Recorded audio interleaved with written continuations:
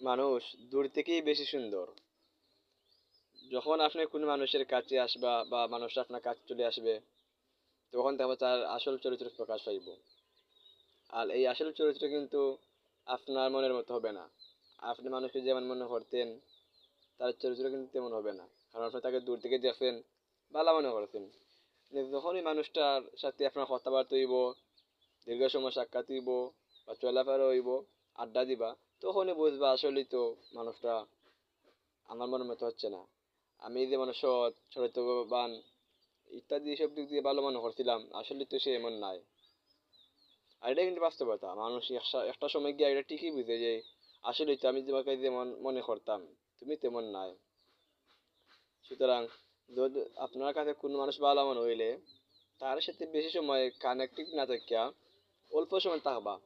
কথাবার্তা হইলে অল্প হইবা, বেশি আড্ডা দিবা না, বেশি কথাবার্তা হইবা না। যদি বেশি কথাবার্তা কই দেখবা একটা সময় মায়া কিন্তু কমিয়ে আইব। এটা কিন্তু চরম বাস্তবতা। যার সাথে বালা সম্পর্ক আছে, বেশি কথাবার্তা হইবা না, একটু দূরত্ব বজায় রাখবা, তাহলে আমার সম্পর্ক স্থায়ী হইব। যদি বেশি ঘনিষ্ঠ হয়ে যায়, একটা সময় ফাটল সৃষ্টি দিব, আপনার ঘনিষ্ঠতা দূর হয়ে দিব। এটা কিন্তু বাস্তব। আসলে মানুষ কিন্তু দূর থেকে সুন্দর, আর মানুষের কাছে আসলে মানুষের কুৎসিত চরিত্র প্রকাশ পায়। মানুষকে দূর থেকেই উপভোগ করুন, মানুষকে দূর থেকেই ভালো মনে করুন, এটাই বেস্ট। বেশি কাছে আসার চেষ্টা করবেন না।